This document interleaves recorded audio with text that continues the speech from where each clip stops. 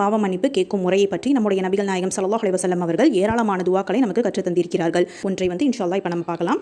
அஸ்தக்ஃபிருல்லாஹ அஸ்தக்ஃபிருல்லாஹ அஸ்தக்ஃபிருல்லா, அல்லாஹ்விடம் என் குற்றங்களை மறைத்து மன்னிக்க வேண்டுகிறேன் அப்படின்னு சொல்லிட்டு 3 முறை ஓதக்கூடியவங்களா இருந்திருக்காங்க.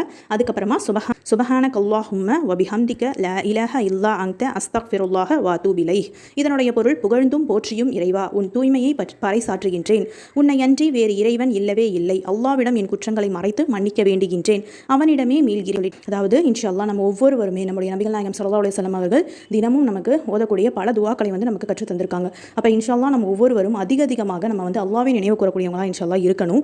அதற்காக தான் இந்த துவா. அதாவது வல்ல ரஹ்மான், நம்ம அல்லாஹ் தாலா ஒரு மனிதனை படைக்கும் போதே அவனுடைய விதியையும் படைச்சிட்டான் அப்படின்னு சொல்லிட்டு நம்ம எல்லாருக்குமே தெரியும். ஆனால் அப்படிப்பட்ட விதியையும் மாற்றக்கூடிய ஒரு சக்தி துவாக்கு இருக்கு. துவாவின் மூலம் விதியை வெல்லலாம் அப்படின்னு சொல்லிட்டு நம்முடைய நபிகள் நாயகம் ஸல்லல்லாஹு அலைஹி வஸல்லம் அவங்க சொல்லியிருக்காங்க. இன்ஷா அல்லாஹ் அதுக்காக என்ன நம்ம பண்ணணும்? அதிகமாக அல்லாஹ் கிட்ட துவா செய்யணும். இன்ஷா அல்லாஹ்.